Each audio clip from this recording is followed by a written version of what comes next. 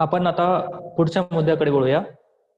पुढचं जे काही डोमेन आहे ते वर्गातील आंतरक्रिया, त्यालाच क्लासरूम ट्रान्झॅक्शन असं म्हटलेलं आहे. त्यामध्ये देखील काही सब डोमेन आहेत, उपकार्यक्षेत्र आहेत. त्यातलं पहिलं जे काही उपकार्यक्षेत्र आहे ते अध्ययन व्यवस्थापन, लर्निंग मॅनेजमेंट. यामध्ये जे काही इंडिकेटर दिलेले आहेत त्यातलं पहिलं जे काही इंडिकेटर आहे ते सीसी संदर्भात आहे. आपण विद्यार्थ्यांचं अध्ययन निष्पत्तीप्रमाणे किंवा अध्ययन निष्पत्तीचं मूल्यमापन करण्यासाठी आकारिक मूल्यमापन घेतो का? किंवा आकारिक मूल्यमापन घेणाऱ्या शाळांची टक्केवारी कशी आहे? तर त्यासाठी 10 गुण दिलेले आहेत. ज्या वेळेला आपण हे आकारिक मूल्यमापन करत असतो त्यावेळेला जे काही तंत्र वापरायचे आहेत त्याची काही उदाहरणं देखील या इंडिकेटरमध्ये नमूद केलेली आहेत. त्यामध्ये वर्ग कार्य आहे, प्रकल्प कार्य आहे, वर्ग आधारित समूह कार्य आहे, प्रश्नमंजुषा आहे, वैयक्तिक आणि गट सादरीकरण आहेत.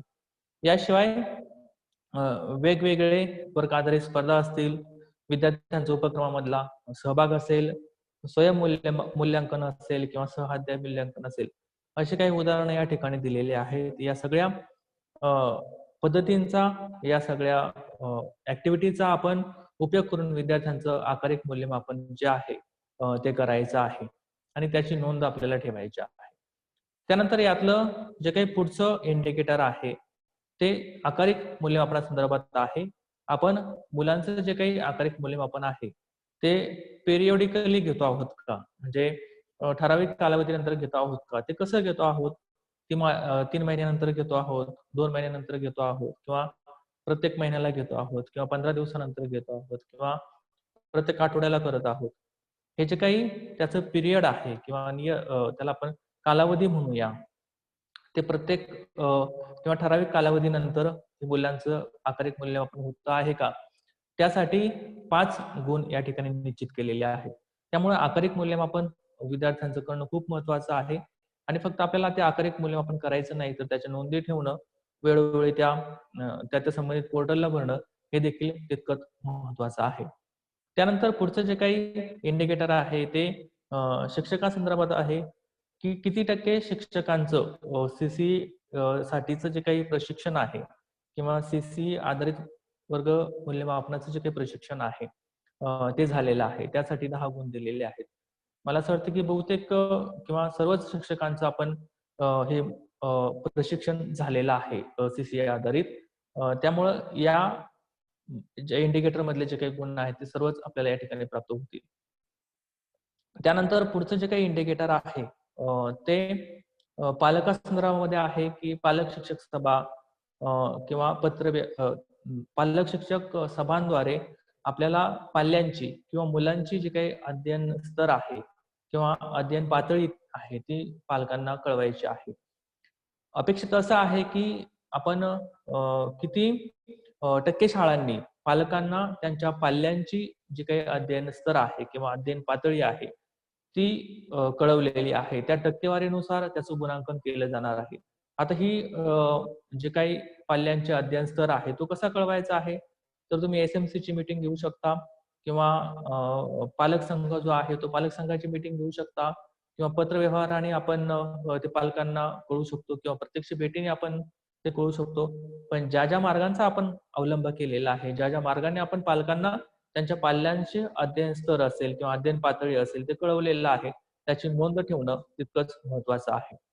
त्यानंतर आपल्याला शाळानिहाय, वर्गनिहाय किंवा विद्यार्थीनिहाय अध्ययन निष्पत्तीची माहिती ऑनलाईन पोर्टलवरती भरायची आहे. म्हणजे ज्या पोर्टलवरती आपल्याला सांगितलेलं आहे की विद्यार्थ्यांचं अध्ययन निष्पत्तीनिहाय त्यांचा जो काही परफॉर्मन्स आहे तो भरायचा आहे. तर त्या संबंधित पोर्टलला आपण तो भरणं अपेक्षित आहे. त्यानंतर आपल्याला विद्यार्थ्यांचा जो काही परफॉर्मन्स आहे किंवा विद्यार्थ्यांचं किती टक्के त्यांनी अध्ययन निष्पत्ती प्राप्त केलेले आहेत ते आपल्याला शाळेच्या भिंतीवरती किंवा नोटीस बोर्डवरती प्रदर्शित करायचं आहे. आणि असं किती टक्के शाळांनी केलेलं आहे त्यासाठी 5 गुण दिलेले आहेत. आपल्या सर्वांना माहिती आहे की आपण 1 वर्षापूर्वी गुणवत्ता समृद्धी चाचणी पूर्ण जिल्हाभर केलेली होती. त्यामध्ये आपण प्रत्येक वर्गाची जे काही स्टार निहाय मानांकन होतं ते आपण प्रत्येक वर्गामध्ये लावलेलं होतं. तसंच अध्ययन निष्पत्ती निहाय विद्यार्थ्यांचं जे काही संपादनक आहे ती आपल्याला वर्गांमध्ये नोटीस बोर्डवरती किंवा तक्त्यावरती त्या ठिकाणी लावायचे आहे. त्याला पण काही तालुक्यांमध्ये गुणवत्तादर्शक फलक देखील लावलेले आहेत आणि ते प्रत्येक ठिकाणी प्रत्येक वर्गामध्ये लावणं या ठिकाणी अपेक्षित आहे. आणि जर आपण असं केलं असेल तर आपल्याला यामध्ये जे काही गुण आहेत ते पूर्णपणे त्या ठिकाणी मिळू शकतील. त्यानंतर आपण पुढे जाऊयात.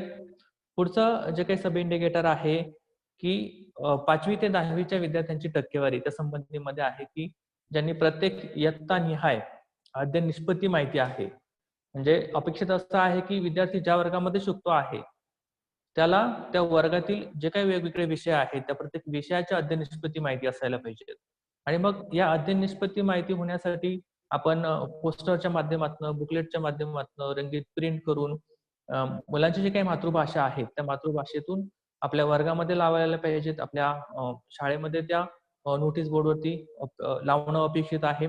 जेणेकरून विद्यार्थ्यांना ते माहिती असायला पाहिजे. आपल्याला सर्वांना माहिती आहे की सुरुवातीला राज्य स्तरावरून आपल्याला त्या घडी पुस्तिका पुरवलेल्या होत्या की ज्यावरती सर्व अध्ययन निष्पत्ती होत्या आणि आपल्याला त्या पालकांना द्यावायच्या होत्या. म्हणजे पालकांसाठी देखील त्या महत्त्वाच्या होत्या. पालकांना देखील त्या माहिती असणं महत्त्वाचं होतं की प्रत्येक इयत्तेच्या विषयनिहाय कोणत्या अध्ययन निष्पत्ती आहे, मुलांना या विषयामध्ये काय येणं अपेक्षित आहे, त्याचा अवेअरनेस होणं खूप महत्त्वाचं आहे. ते किती टक्के शाळांनी केलेलं आहे त्यासाठी 5 गुण दिलेले आहेत. त्यानंतर वर्गामध्ये ज्या काही आंतरक्रिया होत आहेत, विद्यार्थी विद्यार्थ्यांमध्ये असतील किंवा विद्यार्थी शिक्षकांमध्ये असतील, या ज्या काही आंतरक्रिया आहेत, या आंतरक्रिया घडण्यासाठी कोणतं पूरक अध्ययन साहित्य वापरलं जात आहे किंवा किती टक्के शाळा पूरक अध्ययन साहित्य वापरत आहेत, ते देखील महत्त्वाचं आहे. म्हणजे आपलं जे काही प्रिस्क्राइब्ड टेक्स्ट बुक आहे ते तर आहेच, परंतु याशिवाय वेगळं तुम्ही काय वापरता? कार्यपुस्तिका असतील, वर्कशीट असतील किंवा काही ऑनलाईन संसाधनं असतील, ब्लॉग असतील, YouTubeचं चॅनल असेल किंवा काही पुस्तकं असतील. जसं की आता आपण रूम टू रीडच्या माध्यमातून प्रत्येक केंद्रानिहाय पुस्तकं पुरवलेली आहेत. केंद्रातून शाळांमध्ये ते पुस्तकं आपण पोहोचवत आहोत. त्या पुस्तकांचा वापर देखील होणं महत्त्वाचं आहे. म्हणजे जे काही तुम्हाला जिल्हा स्तरावरून किंवा राज्य स्तरावरून मिळालं असेल किंवा तुम्ही तयार केलं असेल ते अध्ययन साहित्य वापरलं जातंय का आणि अशा किती टक्के शाळांमध्ये ते वापरलं जातंय त्यासाठी 5 गुण आहेत. त्यानंतर एस-सी-आर-टी स्तरावरून किंवा डायट स्तरावरून जे काही वेगवेगळ्या साहित्याचं विकसन केलेलं आहे, ते विकसन केलेले साहित्य सर्व शाळांपर्यंत पोहोचलं आहे का? आणि शाळा त्याचा वापर करते आहे का? अशा शाळांची टक्केवारी किती आहे की जे त्याचा सक्षमपणे वापर करत आहे, चांगल्या प्रकारे वापर करत आहे, त्यासाठी 5 गुण दिलेले आहे. म्हणजे जर आपण राज्य स्तरावरून पाहिलं तर शिक्षक हस्तपुस्तिका असतील किंवा काही ऑनलाईन रिसोर्सेस असतील. जसं आता आपण बघतो आहोत की लॉकडाऊनच्या काळामध्ये स्वाध्याय आहे. दीक्षाच्या माध्यमातून आपण वेगवेगळं त्या ठिकाणी साहित्य पुरवलेलं आहे. मागील काही वर्षांमध्ये आपण गणित पेटी आहे, इंग्रजी पेटी आहे, यासारखं साहित्य पुरवलेलं आहे. या साहित्य किती शाळांपर्यंत पोहोचलं आहे आणि शाळा त्याचा वापर करता आहेत का? त्यासाठी 5 गुण दिलेले आहेत. त्यानंतर पुढचं जे काही इंडिकेटर आहे ते विद्यार्थ्याचं प्रत्येक विद्यार्थ्याचं होलिस्टिक रिपोर्ट कार्ड बनवायचं आहे. त्याला समग्र अहवाल कार्ड असं म्हटलेलं आहे आणि ते जे काही कार्ड आहे किंवा अहवाल आहे तो 360 डिग्री अंशात त्याचं मूल्यांकन करून आपल्याला तयार करायचं आहे. आता हे 360 डिग्री म्हणजे काय? की ज्यामध्ये विद्यार्थ्यांचा भावात्मक, बोधात्मक आणि क्रियात्मक या तीनही क्षेत्रामध्ये जो काही विकास आहे, या तीनही क्षेत्रामध्ये त्यांनी जे काही कौशल्य दाखवलेलं आहे, त्याचा समावेश झाला पाहिजे. अशा प्रकारचं होलिस्टिक रिपोर्ट कार्ड आपल्याला प्रत्येक विद्यार्थ्याचं बनवायचं आहे. मग असं किती टक्के ते शाळांनी बनवलेलं आहे, त्यासाठीचे हे 5 गुण आहेत. म्हणजे जर आपण एकूण या वर्गातील आंतरक्रियामध्ये जो काही पहिला मुद्दा आहे किंवा पहिला जो काही घटक आहे, त्याचा जर विचार केला तर तो 60 गुणांसाठी आहे. यातलं पुढचं जे काही घटक आहे, उपघटक आहे, उपकार्यक्षेत्र आहे, ते आता आपण बघूयात. यामध्ये अध्ययन समृद्धी उपक्रम दिलेला आहे. आता या अध्ययन समृद्धी उपक्रमांतर्गत जे काही नॅशनल प्रोग्राम आहेत किंवा नॅशनल फ्लॅगशिप प्रोग्राम आहेत, राष्ट्रीय प्रोग्राम आहेत, त्याचा विचार केलेला आहे. या ठिकाणी एक लक्षात घेण्याची बाब म्हणजे अशी की मागचं जे काही पीजीआय होतं त्यामध्ये हे घटक नव्हते. यामध्ये या पीजीआय मध्ये हे घटक समाविष्ट केलेले आहेत. त्यामध्ये पहिला जो काही प्रोग्राम आहे तो स्वच्छ भारत आणि जलसुरक्षा. आता या प्रोग्राममध्ये किती टक्के शाळा सहभागी झालेल्या आहेत त्यासाठी एकूण या ठिकाणी इंडिकेटर्स दिलेले आहेत. जर आपण विचार केला या स्वच्छ भारत आणि जलसुरक्षा कार्यक्रमासाठी एकूण 6 इंडिकेटर्स आहेत आणि प्रत्येक इंडिकेटर जे आहे ते 2 गुणांसाठी आहे. म्हणजे एकूण 12 गुणांसाठी हा स्वच्छ भारत आणि जलसुरक्षा कार्यक्रम असणार आहे. त्यामध्ये कोणकोणत्या गोष्टींचा समावेश आहे? तर आपल्याकडे मुलींचे स्वच्छतागृह आहेत का? आणि ते फंक्शनल असायला पाहिजेत. जर ते असतील तर त्या त्या ठिकाणी 2 गुण मिळणार आहेत. त्याचबरोबर मुलांचे स्वच्छतागृह आहे का? फंक्शनल ते पण असायला हवेत. त्यासाठी म्हणजे मुलांचं आणि मुलींचं दोनही वापरण्याजोगे स्वच्छतागृह असतील, तर आपल्याला त्या ठिकाणी गुण मिळणार आहेत. त्यानंतर जे काही CWSN मुलं आहेत, त्यांच्यासाठी स्वच्छतागृह आहे का? त्यानंतर स्वच्छ आणि पिण्यायोग्य पाण्याची सुविधा आहे का? हात धुण्याचे जे काही हँडवॉश स्टेशन आहेत, ते उपलब्ध आहेत का? आणि प्रत्येक शाळेमध्ये रेन वॉटर हार्वेस्टिंग व्यवस्था आहे का? म्हणजे किती टक्के शाळांमध्ये हे अवेलेबल आहे, त्यानुसार आपले त्याचे गुण मिळणार आहे. आपण एक लक्षात घ्यायचं आहे, की आपल्याकडे जर अवेलेबल असेल तरच आपण ते टाकावं. जर नसेल तर आपण त्या ठिकाणी नाही म्हणावं किंवा नो म्हणावं. कारण आपण जी माहिती राज्याला किंवा केंद्राला पुरवत आहोत, त्यानुसारच आपल्याला भौतिक सुविधेसाठी असणारा जो काही निधी आहे, तो भविष्य काळामध्ये मिळणार आहे. त्यामुळं जर आपल्याकडे टॉयलेट्स किंवा ह्या ज्या काही सुविधा आहेत, असतील तर येस म्हणा, नसेल तर नो म्हणा किंवा त्याप्रमाणे अ, जे काही गोष्टी आपल्याला UDISमध्ये टाकायच्या आहेत, त्या आपण तशा टाकाव्यात. म्हणजे आपल्याला भविष्यामध्ये येणारा जो काही निधी आहे, तो त्यायोगे मिळणार आहे. असा हा स्वच्छ भारत आणि जलसुरक्षा प्रोग्रामविषयी इंडिकेटर्स दिलेले आहेत. त्यानंतर पुढचा जो काही प्रोग्राम आहे, तो फिट इंडिया ची शाळांची टक्केवारी. आपल्या सर्वांना माहिती आहे, की मागच्या 5-6 महिन्यापूर्वी आपण 2-3 पत्र राज्य स्तरावरून किंवा जिल्हा स्तरावरून आपण प्रत्येक शाळांना दिलेले आहे, की फिट इंडिया जी काही मूव्हमेंट आहे, त्याच्यामध्ये प्रत्येक शाळेला सहभागी व्हायचं आहे. त्यामध्ये आपल्याला नोंदणी करायची आहे आणि नोंदणी केल्यानंतर आपल्याला 3 स्टार मानांकन असेल किंवा 5 स्टार मानांकन असेल किंवा फिट इंडिया स्कूल जे आहे, असं प्रमाणपत्र मिळणार आहे. त्यामुळं आपण एनरोल करणं खूप महत्त्वाचं आहे. आपण प्रत्येक शाळेने एनरोल केलं, तरच आपल्याला यामध्ये जे काही गुण आहेत ते मिळणार आहेत. यामध्ये पुन्हा एकदा 6 उपघटक आहेत किंवा 6 इंडिकेटर्स आहेत आणि प्रत्येक इंडिकेटर जे आहेत ते प्रत्येकी 2 गुणांसाठी आहे. पहिलं जे काही इंडिकेटर आहे, की त्यामध्ये अपेक्षित आहे, की प्रत्येक दिवशी प्रत्येक वर्गाचा किमान 1 क्रीडा तास असायला पाहिजे. त्यानंतर प्रत्येक शाळेला खेळाचं मैदान असायला पाहिजे. प्रत्येक शाळेमध्ये खेळाचे साहित्य असायला पाहिजे. शाळेने वर्षभरातून एकदा वार्षिक क्रीडा दिवस सेलिब्रेट करायला हवा. आणि पुढचा जो काही मुद्दा आहे, फिट इंडिया स्कूल म्हणून प्रमाणित झाला आहे का स्कूल? मी आता सांगितल्याप्रमाणे आपल्याला एनरोल करायचं आहे. जे काही फिट इंडियाचं वेबसाईट आहे त्याच्यावरती जाऊन आपली शाळा एनरोल करायची आहे. त्यानंतर आवश्यक ती माहिती भरून आपल्याला त्यानंतर प्रमाणित केलं जाणार आहे. आपल्याकडे ज्या काही सुविधा आहेत त्या उपलब्ध सुविधेनुसार आपल्याला 3 स्टार मानांकन असेल किंवा 5 स्टार मानांकन असेल किंवा फिट इंडिया स्कूल म्हणून प्रमाणपत्र मिळणार आहे. परंतु त्यासाठी आपल्याला ही सर्व प्रोसेस करणं खूप महत्त्वाचं आहे. त्यानंतर यातलं इंडिकेटर आहे, की फिट इंडिया ॲपवर प्रत्येक विद्यार्थ्याचं वार्षिक फिटनेस नोंद केलेली आहे का? जे काही फिट इंडिया ॲप आहे त्याच्यावरती आपल्याला प्रत्येक विद्यार्थ्याचं एनरोल करणं आणि त्याचं फिटनेस रिपोर्ट कार्ड बनवणं हे देखील महत्त्वाचं आहे. जसं आपण गुणवत्तेचा विचार करताना होलिस्टिक रिपोर्ट कार्ड मुलाचं बनवत आहे, तर या ठिकाणी आपल्याला फिट इंडिया ॲपवरती फिटनेस रिपोर्ट कार्ड किंवा फिटनेस नोंद आपल्याला विद्यार्थ्यांची करायची आहे. हे जे काही सर्व इंडिकेटर्स आहेत त्यासाठी आपल्याला प्रत्येक शाळेने सहभागी होणं, आपल्या विद्यार्थ्यांची शाळेची माहिती त्या ठिकाणी भरणं खूप महत्त्वाचं आहे. आता या दोन्हीचंही गुणांकन जे आहे, की ज्यावेळेला आपल्याला ऑनलाईन लिंक भरायला सांगते, ज्यावेळेला त्यांनी ऑनलाईन पोर्टल अवेलेबल करून दिलेलं आहे, त्या ऑनलाईन पोर्टलवरूनच माहिती घेतली जाणार आहे आणि त्यानुसार त्याचं गुणांकन आपल्याला मिळणार आहे. यातला तिसरा जो काही प्रोग्राम आहे, तो एक भारत श्रेष्ठ भारत हा आहे. अ, आपल्या सर्वांना माहिती आहे, की भारत हा सांस्कृतिकदृष्ट्या विविधतेने नटलेला असा देश आहे. आपल्या मुलांना इतर राज्यामध्ये जे काही संस्कृती आहे, त्या ठिकाणी ज्या काही रूढी परंपरा आहेत, त्या माहिती होणं महत्त्वाचं आहे. म्हणजे एकंदरीतच या सर्व गोष्टींसाठी ही जी काही प्रोग्राम आहे हा एक भारत श्रेष्ठ भारत तो या ठिकाणी त्याची अंमलबजावणी होत आहे. मग त्यामध्ये आपल्या शाळांचा सहभाग कसा आहे, आपल्या राज्यांचा सहभाग कसा आहे, त्यानुसार याचे गुण आपल्याला मिळणार आहे. एकूण 4 गुणांसाठी हा कार्यक्रम या ठिकाणी आहे. त्याद्वारे आपल्याला काय करायचं आहे, की अ, आपला जो काही जिल्हा आहे तो ओरिसा जे काही राज्य आहे त्याच्याशी कनेक्टेड आहे. याशिवाय आपल्याला काही एनलिस्टेड प्रोग्राम त्यांनी दिलेले आहेत, की आपल्याला कोणकोणते प्रोग्राम घेता येतील. जसं की मागे भाषा संगम कार्यक्रम आपण घेतलेला होता, की त्यामध्ये इतर राज्याचे जे काही इतर राज्याच्या भाषेतील 5 वाक्य आपल्याला बोलायचे होते. आणि त्याचबरोबर आपण काही सांस्कृतिक कार्यक्रम जे आहे इतर राज्यामध्ये तो आपण त्या ठिकाणी घेऊ शकतो. त्यानंतर इतर राज्यामध्ये ज्या काही म्हणी असतील, त्या म्हणींचं मुलांना सांगू शकतो. त्यांच्या भाषेमध्ये सांगू शकतो.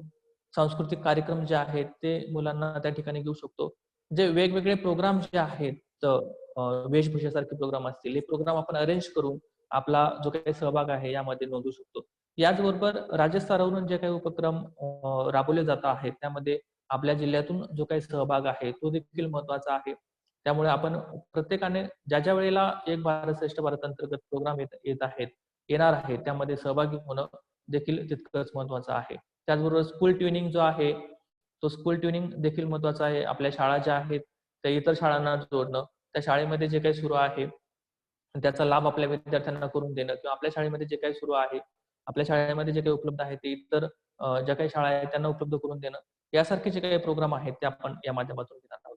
त्यानंतर पुढचा जो काही प्रोग्राम आहे तो नागरिक कर्तव्य पालन अभियान किंवा त्याला आपण संविधान दिवस असं म्हणतो, की संविधान दिन आपण साजरा करतो. अ, त्या ठिकाणी घटनेचा जो काही सरनामा आहे त्याचं वाचन आपण करून घेतो. आपण शपथ घेतो. यासारखे जे काही प्रोग्राम आहेत, ते प्रोग्राम आपल्याला त्या ठिकाणी करायचे आहेत. संविधानामध्ये नमूद केलेल्या नागरिकांच्या मूलभूत कर्तव्यावर आधारित कृतींमध्ये विद्यार्थ्यांना सहभाग करून घ्यायचा आहे. त्या वयोगटानुसार आपल्याला सहभागी करून घ्यायचा आहे. आणि ज्या वेळेला सांगितलं जाईल, की आपण जो काही प्रोग्राम घेतलेला आहे, तो पोर्टलवरती अपलोड करायचा असेल, मग तो शगुन पोर्टल असेल किंवा इतर माध्यम असतील, त्यामध्ये सहभागी होऊन, त्यामध्ये एनरोल करून, त्यामध्ये फोटोग्राफ्स असतील, व्हिडिओज असतील, ते शेअर करून आपला सहभाग आपल्याला नोंदवायचा आहे. कारण आपण प्रोग्राम घेतलेला आहे, ते इतरांना कसं कळेल किंवा इतर केव्हा त्याची नोंद घेतील? ज्यावेळेला आपण ती माहिती संबंधित पोर्टलवरती ऑनलाईन भरणार आहोत किंवा अपलोड करणार आहोत, तेव्हाच ते राज्यापर्यंत पोहोचणार आहे, तेव्हाच ते जिल्ह्यापर्यंत पोहोचणार आहे. त्यामुळे फक्त ते प्रोग्राम अरेंज करून चालणार नाही, तर आपल्याला त्याची नोंद देखील त्या ठिकाणी करावी लागणार आहे. त्यासाठीचे 2 गुण आहेत. असं एकूण 30 गुणांसाठी हा जो काही दुसरा जो काही घटक आहे, अध्ययन समृद्धी प्रोग्राम अंतर्गत तो असणार आहे. त्यानंतर आपण पुढे जाऊयात. असे एकूण जर आपण या लर्निंग क्लासरूम ट्रान्झॅक्शन जे आहे, वर्ग आंतरक्रिया ज्या आहे, या वर्ग आंतरक्रियाचा विचार केला तर वर्ग आंतरक्रियेमध्ये एकूण 2 उपघटक आहेत. पहिला जो आहे तो क्लासरूम लर्निंग मॅनेजमेंट आहे. त्यानंतर म्हणजे त्याला अध्ययन व्यवस्थापन असं म्हणतो आणि दुसरा जो आहे तो अध्ययन समृद्धी प्रोग्राम आहे. त्यामध्ये आपण पाहिलं आहे की एक भारत श्रेष्ठ भारत आहे, नागरिक कर्तव्य पालन अभियान आहे, त्यानंतर फिट इंडिया मुवमेंट आहे, त्यानंतर स्वच्छ भारत आहे. हे 4 महत्त्वाचे उपक्रम यामध्ये घेतलेले आहेत. त्यामुळं त्या उपक्रमामध्ये सहभागी होऊन आपण जे कार्यक्रम आपल्याला दिलेले आहेत, ते कार्यक्रम त्या ठिकाणी सेलिब्रेट करणं, त्यानुसार त्याचं आयोजन करणं आणि त्याची नोंद करणं हे महत्त्वाचं आहे. अशा प्रकारे आपण जे काही 2 घटक आहेत किंवा 2 प्रमुख डोमेन आहेत, ते डोमेन या ठिकाणी पाहिलेलं आहे. पहिलं जे काही डोमेन होतं ते निष्पत्तीवर आधारित होतं. त्यामध्ये आपण अध्ययन निष्पत्ती पाहिलेला आहे. त्यानंतर प्रवेश निष्पत्ती पाहिलेला आहे आणि दुसरं जे काही डोमेन होतं ते क्लासरूम ट्रान्झॅक्शन त्यालाच आपण वर्ग अंतरक्रिया असं म्हटलेलं आहे. असे जे काही 2 प्रमुख डोमेन आहेत, या 2 प्रमुख डोमेनविषयी आपण आतापर्यंत सर्व माहिती पाहिलेली आहे. आता आपण पुढील जे काही राहिलेले 4 डोमेन आहेत, ते पुढील 4 डोमेन पाहणार आहोत. मी माझे सहकारी डॉक्टर बडे साहेब यांना अशी विनंती करतो, की आपण पुढील जे काही 4 डोमेन आहेत त्याविषयी या शिक्षण परिषदेमध्ये उद्बोधित करावं, याविषयी आपल्या सर्वांना मार्गदर्शन करावं. आपल्या सर्वांचं धन्यवाद. या ठिकाणी मी थांबतो.